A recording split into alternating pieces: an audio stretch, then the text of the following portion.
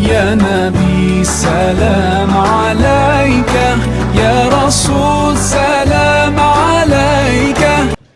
अस्सलाम वालेकुम, नमस्ते, सत श्री अकाल, गुड मॉर्निंग। क्या हाल है सबका? सब ठीक हो? होप सबके रमज़ान अच्छे गुजर रहे हैं। आप सबके पुरज़ोर इसरार पर, बार बार रिक्वेस्ट करने पे मैं आज की वीडियो बना रही हूँ। मैंने कहा चलो मैं आज इफ़्तार की पार्टी रख लेती हूँ, सबको इनवाइट कर लेती हूँ और सब आप लोग आ जाओ। सो बिस्मिल्लाह मेरे साथ आ जाके इफ़्तार पार्टी कर लो। तो बस यहाँ पे मैंने जल्दी से मेरा फेवरेट जो फ़ालूदा था वो बना के रख दिया फ्रिज में, और अब मैं बना रही हूँ चाइनीज़। चाइनीज़ के लिए चिकन मैंने नहीं लिया है, ये है टूना फ़िश को मैंने ले लिया है। और अब इसको फ़िश को पूरा अच्छी तरह से पका के बना के तो फिर इसके पास्ता में मिक्स कर दूँगी। सबका अपना अपना तरीका होता है खाने बनाने का। तो बस मेरे पास जो जो चाइनीज़ चीज़ें हैं, इंग्रेडिएंट्स हैं, मैं वो सारे डाल दूँगी। और मैं यहाँ पे कुछ आपको ये नहीं बता रही हूँ कि आप इस तरह की डिश बनाएं। मैं कोई आपको इंस्ट्रक्शंस नहीं दे रही हूँ कि आप ऐसे करके खाना बनाएं, क्योंकि आप लोग हो सकता है कि मेरे से ज़्यादा अच्छा और मेरे से ज़्यादा डिलीशियस खाने बना लो।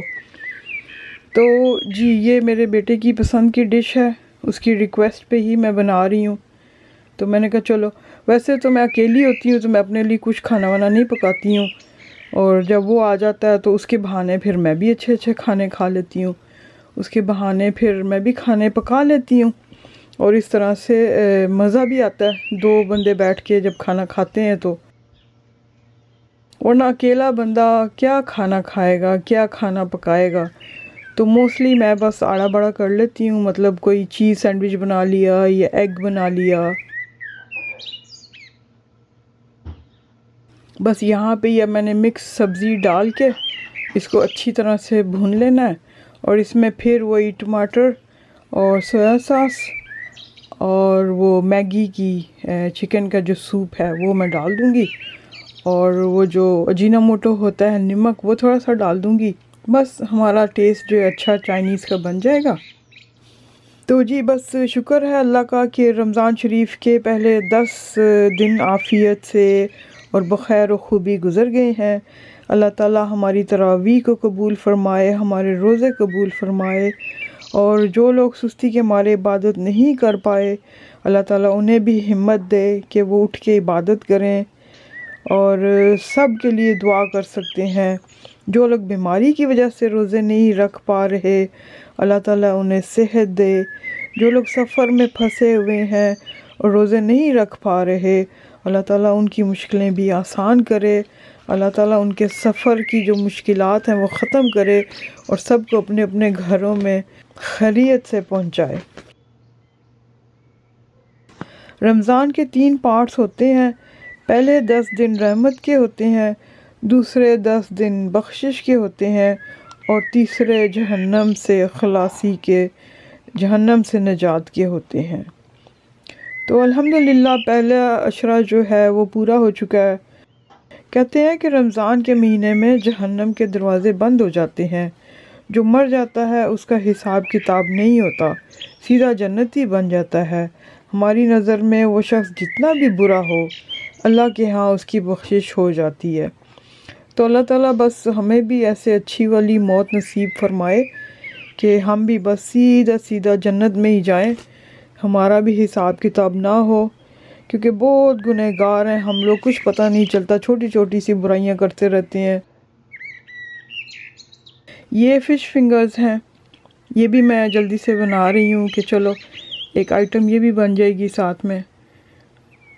मुझे भी बहुत पसंद है फ़िश फिंगर्स, मेरे बेटे को भी बहुत पसंद है। अब मैंने जल्दी जल्दी पकोड़े बनाने शुरू कर दिए हैं। आलू के पकोड़े हैं और मुझे अच्छे लगते हैं आलू के पकोड़े।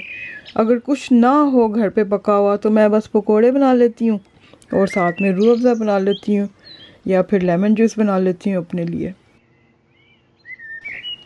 आपने कितने भी गुनाह क्यों ना किए हों, आप एक दफ़ा माफ़ी मांग लो तो अल्लाह ताला कहते हैं कि हाँ ठीक है, मैंने तुम्हें माफ़ किया। अब आप एक बात यहाँ पे नोट करें कि जब बच्चे अपनी पसंद की शादी कर लेते हैं घर से भाग के, फॉर एग्ज़ाम्पल लड़कियां हैं, कई लड़कियां घर से भाग के शादी कर लेती हैं, तो उनके घर वाले उन्हें माफ़ी नहीं करते।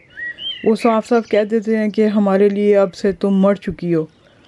और इसी तरह लड़कों के साथ होता है, अगर वो अपनी पसंद की शादी कर लेते हैं तो माँ बाप कहते हैं कि जी हमने तुम्हें जायदाद से आग किया, बस आज से तुम हमारे बेटे नहीं हो।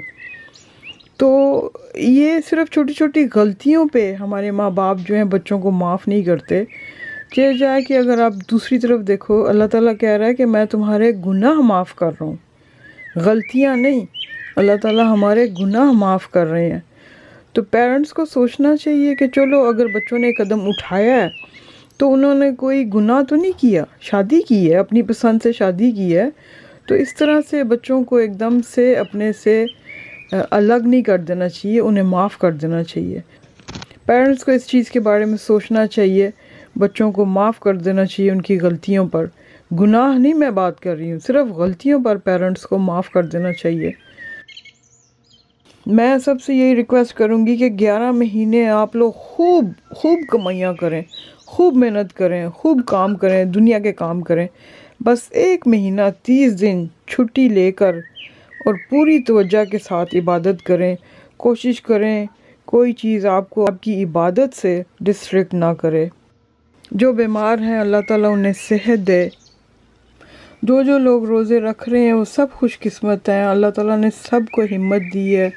अल्लाह ताला आगे भी सबको हिम्मत दे बाकी के रोज़े रखने की भी। बस अब रोज़ा खुलने वाला है, हम दोनों बैठ गए हैं दुआ करने के लिए। अल्लाह ताला सब के रोज़े जो हैं कबूल फरमाए। अल्लाह ताला कहता है मैं माफ़ करने वाला हूँ। अल्लाह ताला तो इंतज़ार कर रहा है कि कोई आए और तौबा मांगे। तो अब भी वक्त है अपने गुनाहों से, अपनी गलतियों की माफ़ी मांग लें। अल्लाह ताला हम सब को अपने हिफ्ज़ अमान में रखे। अल्लाह ताला हमारे रिज़्क़ में बरकत डाले। और बस मुझे अपनी दुआओं में याद रखना आप सब, और इंशाल्लाह नेक्स्ट वीडियो में मुलाकात होती है। अल्लाह हाफिज़।